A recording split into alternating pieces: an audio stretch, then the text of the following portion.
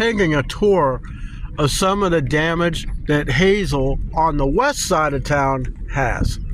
So keep with me and we'll see what we got. Now, a lot of it has been cleaned up and a lot of it has not.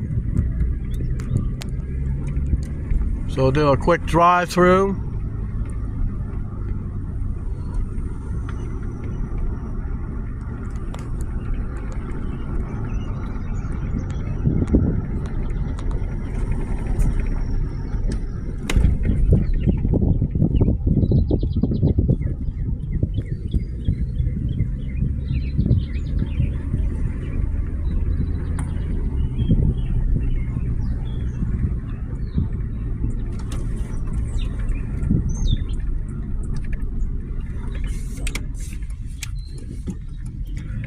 Now, a lot of you probably don't pay much attention to Hazel or even Kentucky, Kentucky just in general. But these towns like this, you don't see what goes on between them and a city. This is the one tree I wanted to show you. Now, they got the power line connected, and you see where it did the damage up to that tree. But look at the sheer size of it. Now, why did it fall other than the wind? Look up in the center of the tree. It's dead. Now, a tree can be dead. I mean, it's hollow. A tree can be dead and yet have leaves. Let's see what else we got. Now, I talked to a church member, and we're doing study about hearing the roar and everything. Well, they heard the roar, and they saw the tornado go right over their double-wide mobile home, and it jumped around. So what damage you see around here with all these trees is where the tornado was just kind of hovering overhead. Now, you wouldn't think, well, it's not touching the ground. It's not going to cause anything. Well, guess what? It does. Because you got over 100-mile-an-hour wind hovering over your head, and you never know what it's going to do.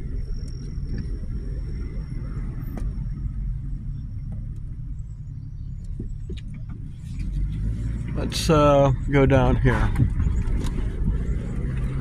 So if you get a warning, I didn't hear a warning.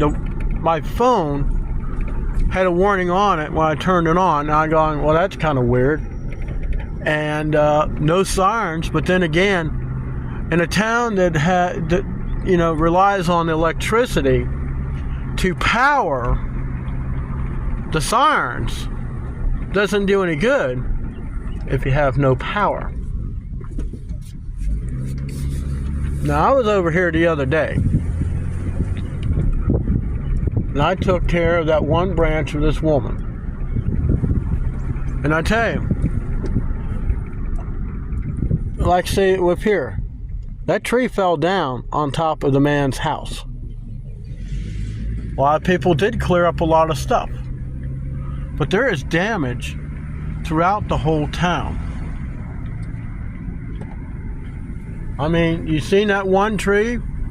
It was old. I mean, look what it did to this mobile home. It shredded it. Now we're going to go on the east side of town, and I'll show you one branch they finally got cleaned up so people can actually use their driveways. So here's another tree that was just, actually it wasn't even a tree, that was a branch. So let's head over to the other side of town. I think we'll go one more block over. Here's a bunch of debris from the storm that they just piled up over here on this piece of property.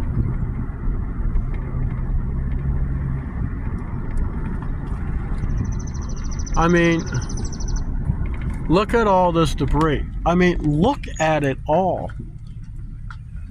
It's just shocking on what happens in these storms. It's got to go somewhere. We're on the east side of town. Now that garage roof wasn't like that before the storm, and you can see the damage. There's one place I'm still trying to figure out how all the trash in that yard had stayed intact. It's like garage sale city over here. That stuff never blew anywhere.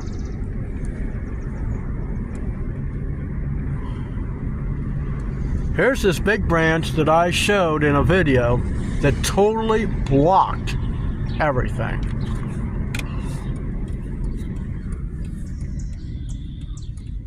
They finally got chopped up. We still got some lines down. They replaced them. They're all skewed all across the guy's yard. A lot of people has done cleaned up the mess. And you know, most of the time after a severe storm like this, some people don't even recoup from it. It destroys their lives. As you see, all the branches from all the fallen trees.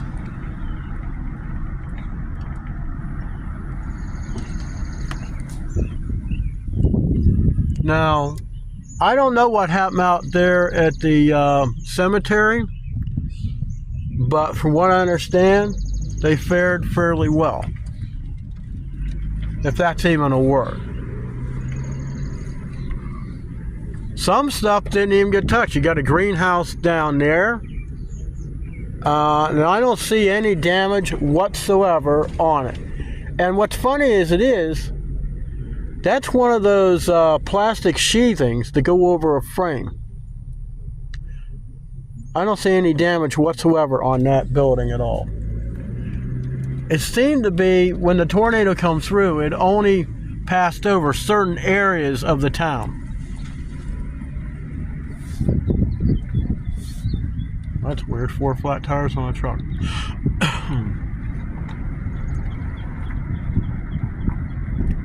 So it looked like, for the most part, it was confined more to the downtown area, not so much on the outside of it. Some little twigs. Now the thing about tornadoes, it's like the one back in December 10th, 2021, the one that wiped out Mayfield.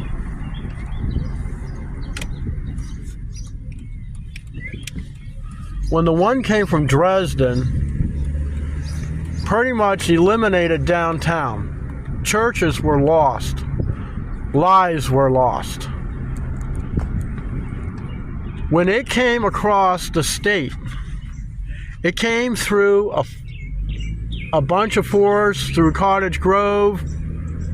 When it got to Puryear, it went through the outside of town. But the debris field was so great. That's what caused the damage on the roof of my barn. It just destroyed it. It took me 3 years to do that roof. And I had to do it not in the heat of the day. I did it every spring. It got destroyed. And it took me another 3 years to complete that roof to where now should be good for the rest of my life. So thanks for coming along, and that will complete our tour of Hazel, Kentucky of tornado damage. Thank you for stopping by.